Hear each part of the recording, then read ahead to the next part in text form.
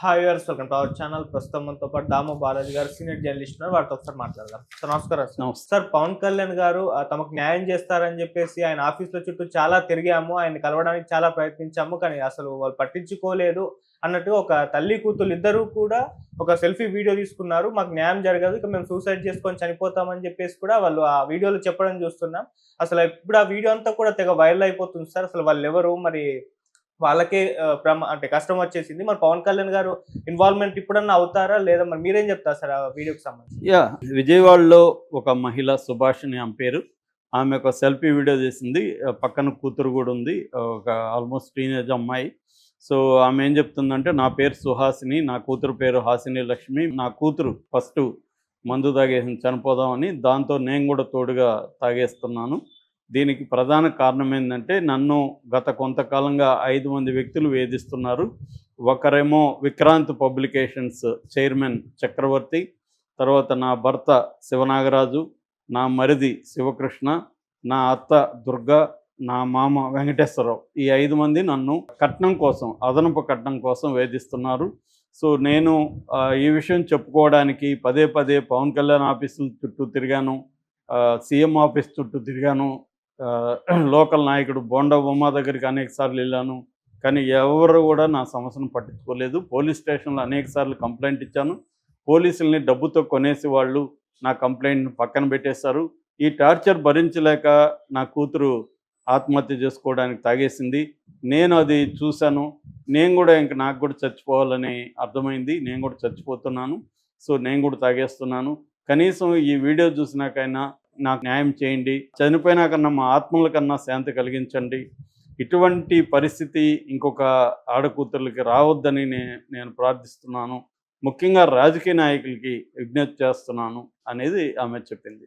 అంటే ఈ వీడియో చూస్తే మనకు అర్థమయ్యేది ఏమంటే, ఆమెకు వేధింపులైతే అత్తమామల నుంచి ఈ విక్రాంత్ పబ్లికేషన్స్ చైర్మన్ చక్రవర్తి నుంచి మొత్తం 5 మంది, మరిది, అత్తమామ, భర్త, ఈ చక్రవర్తి, ఈ 5 మంది నుంచి వేధింపులు గత కొంతకాలంగా ఉన్నాయి.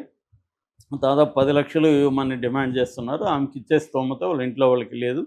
అది కూడా పిల్లలు పెద్దోళ్ళు అయిపోయి టీనేజ్ వచ్చినాక కూడా వేధింపులు అంటే మనం అర్థం చేసుకోవచ్చు వాళ్ళు ఎలా ఉంటారని. అంటే ఈమె ఏళ్ల తరబడి భరించింది, ఇంకా భరించే పరిస్థితులు లేదు. ఆ పాప కూడా ఆ టార్చర్ను భరించలేక పాప చనిపోదాం అనుకున్నది. దాన్ని చూసి ఈమె కూడా చనిపోదాం, ఇద్దరు తాగేస్తారు.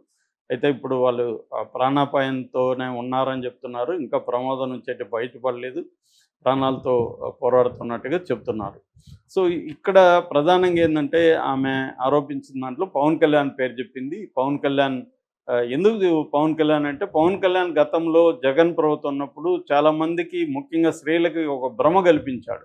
అంటే నేను ఉంటాను అండగా, ఎందుకంటే ఎక్కడ ఏది స్త్రీలకు సంబంధించి జరిగినా కూడా అక్కడ పోయి పవన్ కళ్యాణ్ వాలిపోయేవాడు, ఒక పెద్ద హడావిడి చేసేవాడు, జగన్ని తీవ్రంగా విమర్శించేవాడు, ఒక ఊగిపోతూ ఉపన్యాసాలు ఇచ్చేవాడు. ఇవన్నీ జరిగాయి. కానీ 9 నెలలు అవుతూ ఉంటాయి, అనేక చోట్ల జరుగుతూ ఉంటాయి. మొన్న సుగాలి ప్రీతి ఇష్యూ కూడా వైరల్ అయింది. ఎందుకంటే సిబిఐ దాంట్లో నుంచి విత్డ్రా అయిపోయింది. ఒకప్పుడు ఈయన సుగాలి ప్రీతి దగ్గరికి వెళ్ళిపోయి ఆడకూతులకి ఏమన్నా జరిగితే కబడ్దార్ నేనున్నాను ఇవన్నీ మాట్లాడాడు. ఇవాళ దాని మీద కనీసం స్పందన కూడా లేదు. పైగా ఎవరి భద్రత వాళ్ళే చూసుకోవాలి, ప్రతి ఒక్కరికి భద్రత కల్పించలేము అంటున్నాడు. మరి ఇదే విషయం జగన్ ప్రభుత్వంలో కూడా చెప్పాలి కదా ఈయన. అప్పుడేమో విపరీతంగా చేశాడు. ఇప్పుడు ఫర్ ఎగ్జాంపుల్ మీరు ఒకసారి ఊహించుకోండి, ఇదే జగన్ ప్రభుత్వం ఉండి ఈమె జగన్ మీద ఇలాగే ఒక సెల్ఫీ వీడియో చేసి కానీ పెట్టుంటే ఈ పాటికి అల్లకల్లోలం అయిపోయిండేది. పవన్ కళ్యాణ్ వెళ్ళిపోయి ఉండేవాడు, అక్కడే కారు మీద బాయినట్ మీద కూర్చొని పోతూ ఉండేవాడు, చుట్టూ వీళ్ళు అభిమానులు పెద్ద ఎత్తున వెళ్ళేవాళ్ళు. దీన్ని పెద్ద ఎత్తున ఊగిపోతూ మాట్లాడేవాడు, జగన్ రెడ్డి కబడ్దార్ అని ఉపన్యాసరించే ఉండేవాడు, ఇవన్నీ చేసేవాడు. సో ఈ డ్రామా పెద్ద ఎత్తున చేయడం వల్ల ఇలాంటి స్త్రీలకు అందరికీ పవన్ కళ్యాణ్ కలిస్తే మన పనులు అవుతాయని అనుకున్నారు. కానీ ఈమె ఇలాంటి వాళ్ళు చాలామంది ఉన్నారు. ఇలాంటి వాళ్ళే కాదు, ఇంకా పాపులర్ అయిన కేసుల్లో కూడా ఎక్కడా నోరు కూడా మెదపట్లేదు పవన్ కళ్యాణ్. అంటే అధికారం ఉంటే ఒక రకంగా, అధికారం లేకపోతే ఒకరు. పవన్ కళ్యాణే కాదు, ఎవరైనా ఇదే పరిస్థితి. రాజకీయ నాయకులు అందరూ కూడా ఏంటంటే, అధికారంలో లేనప్పుడే వాళ్ళకి ప్రజల సమస్యలు అన్నీ గుర్తొస్తాయి. ఇప్పుడు కూడా జగన్కి ఎక్కువ గుర్తొస్తున్నాయి ప్రజల సమస్యలు. గతంలో మీడియాతో కూడా మాట్లాడేవాడు కాదు జగన్. ఇప్పుడు ప్రజాస్వామ్యము, అన్యాయము ఇవన్నీ గుర్తొస్తున్నాయి జగన్కి. మళ్ళీ రేపు అధికారం వస్తే జగన్కి అవేం గుర్తులేవు. అప్పుడు పవన్ కళ్యాణ్కి మిగతా వాళ్ళకి గుర్తొస్తాయి. ఇది జరుగుతుంది. అందువల్ల పవన్ కళ్యాణ్ అయినా ఎవరైనా అధికారం వచ్చిన తర్వాత వాళ్ళకి అధికారంలో బిజీగా ఉండడం తప్ప, ఇప్పుడు అనేక హామీలు ఇచ్చాడు పవన్ కళ్యాణ్, హామీలకంతా నాది బాధ్యత అన్నాడు. నిజానికి చంద్రబాబు మీద నమ్మకం లేదు జనాలకి. ఎందుకంటే గతంలో కూడా చంద్రబాబు హామీలు ఇచ్చి నెరవేర్చలేదు 2014 నుంచి 18 వరకు అనేది ఉంది. అయినా పవన్ కళ్యాణ్ వచ్చి హామీలు ఇవ్వడం వల్ల ఎక్కువ మంది జనం నమ్మారు. ఎందుకంటే పవన్ కళ్యాణ్కి క్లీన్ ఇమేజ్ ఉంది. ఇప్పటివరకు అటువంటి మాట తప్పడేమో, పవన్ కళ్యాణ్ కన్సర్న్ ఉంది ప్రజల పట్ల.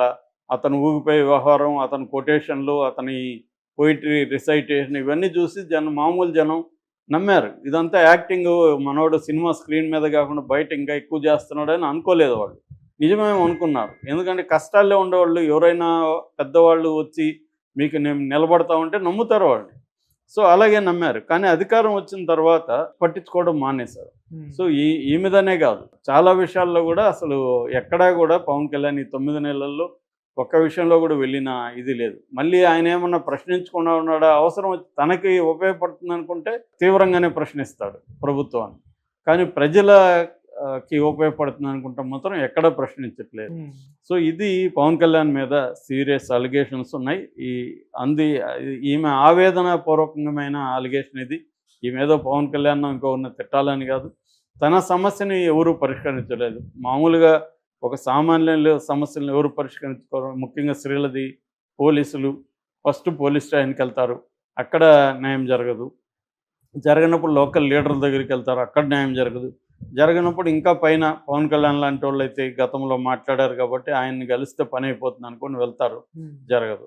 సో ఈ ఫైనల్గా ఆమెకి ఈ వ్యవస్థ ఏమీ జరగనప్పుడు ఆమెకి మార్గం ఇంకేమీ కనపడలేదు.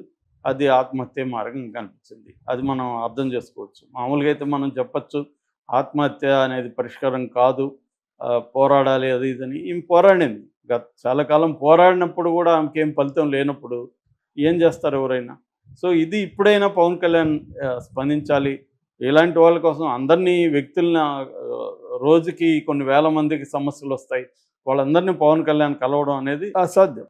కానీ ఆయన ఏం చెప్పాడు, 24/7 జనసేనలో ఫోను మీరు ఒక కాల్ చేయండి, మా వాళ్ళు అందుబాటులో ఉంటారని ప్రకటించాడు కదా.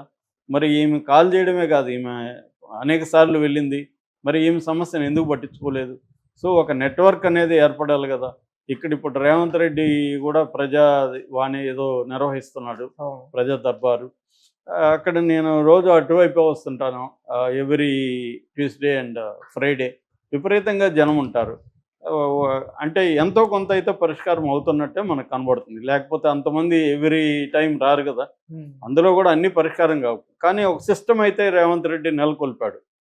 దాన్ని ఎవరు తీసుకోవాలి అప్లికేషన్లు, దాన్ని ఏం చేయాలి, ఒక ప్రొసీజర్. కనీసం అది చేస్తే కనీసం ఒక 10% వచ్చే వాళ్ళ సమస్యలు పరిష్కారం అయితే కొంతవరకు బెటర్గా ఉంటుంది. ఈ సిస్టమ్ అనేది అక్కడ కనబడలేదు. అందరూ కలుస్తున్నారు, లోకేష్ కలుస్తున్నాడు, పవన్ కళ్యాణ్ కొంతమందిని తీరిక దొరికినప్పుడు కలుస్తున్నాడు. కానీ అది సరిపోదు. ఇలాంటి వాళ్ళు రావాలంటే ఒక మెకానిజం ఏర్పాటు చేయాలి, ఆ మెకానిజానికి తగిన వ్యక్తుల్ని పెట్టాలి, దాని పరిష్కారానికి తగిన వ్యక్తులను పెట్టాలి. కానీ ఇప్పుడు ఒక చిన్న ఎగ్జాంపుల్ చెప్తాను. నా క్లోజ్ ఫ్రెండ్ది డెత్ సర్టిఫికేట్, వాళ్ళ ఫాదర్ది. ఆ డెత్ సర్టిఫికేట్లో ఒక చిన్న స్పెల్లింగ్ మిస్టేక్ పడింది. ఆ డెత్ సర్టిఫికేట్ని కరెక్ట్ చేయడానికి ఇతను ఎంఆర్ఓ ఆఫీస్కి వెళ్తే ఫస్ట్ నువ్వు వెళ్ళి దాని ఏమంటారు లాయర్ దగ్గర అఫిడవిట్ తీసుకొని రా అన్నారు. లాయర్ దగ్గర తీసుకెళ్ళాడు. ఆ ఫైలు ఎక్కడ పోగొట్టారు ఎంఆర్ఓ ఆఫీస్లో. ఓకే. మళ్ళీ ఫైలు ఎతకడానికి ఒక 2 నెలలు పట్టింది. లేదని చెప్పడానికి ఇంకొక నెల తీసుకుంది. 3 నెలలు అయిపోయింది అక్కడ. మళ్ళీ ఒక 6 నెలలుగా మళ్ళీ అప్లై చేశాడు. మళ్ళీ అప్లై చేసి కూడా 3 నెలలుగా ఇప్పటికీ అతనికి రాలేదు. మెసేజ్ అప్పుడప్పుడు వస్తుంది, ఏమంటే విఆర్ఓ దగ్గర ఉంది,